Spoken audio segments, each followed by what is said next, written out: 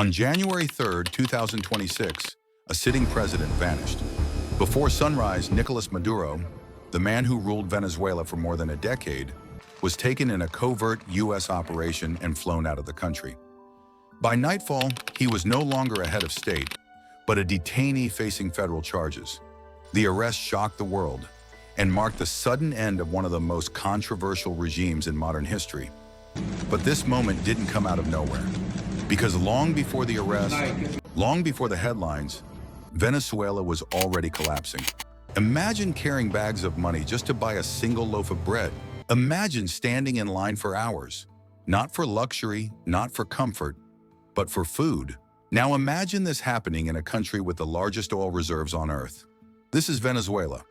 But to understand why this moment matters, we need to understand how Venezuela fell, who Maduro really was, and how a nation went from extreme wealth to extreme poverty.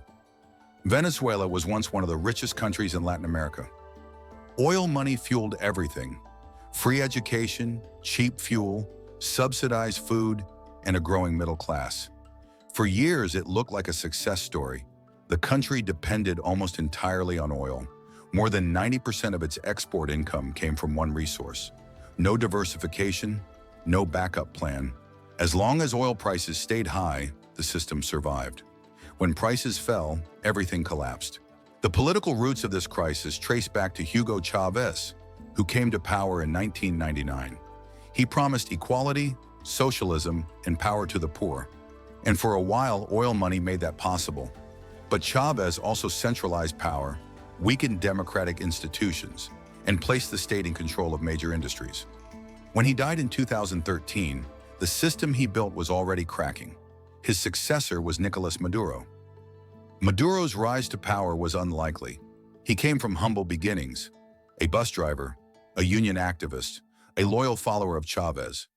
But loyalty does not equal leadership. Maduro inherited a collapsing economy and responded with control instead of reform. The government spent more than it earned. When money ran out, it printed more. That decision changed everything. Inflation spiraled out of control. Then came hyperinflation.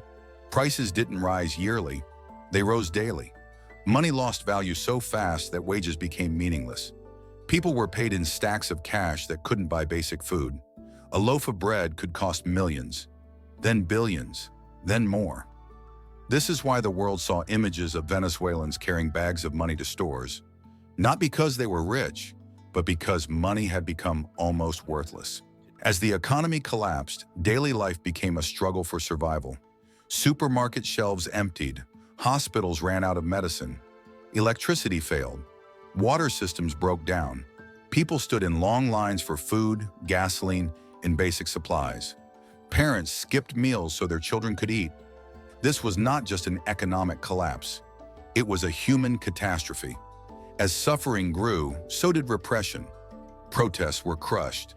Opposition leaders were jailed or forced into exile. Elections were widely criticized as unfair. The international community turned against Maduro.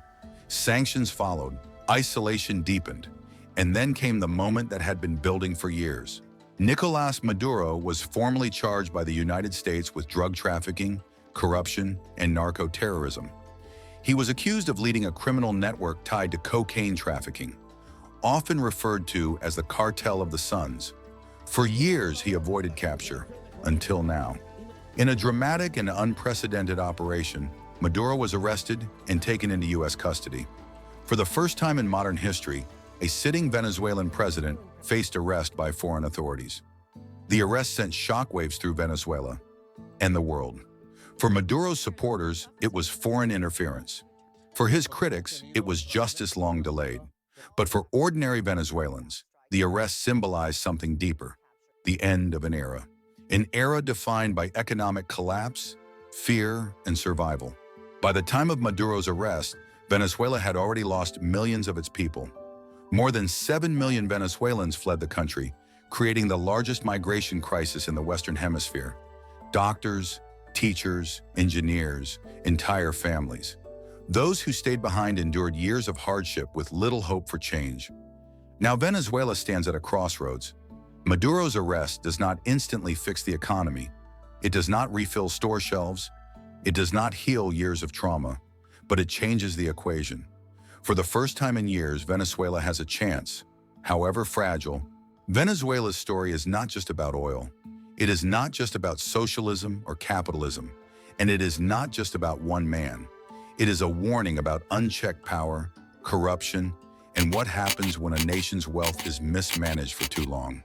A country that once had everything, lost almost all of it. And now, with its former leader behind bars, Venezuela faces the hardest question of all. Can it rise again?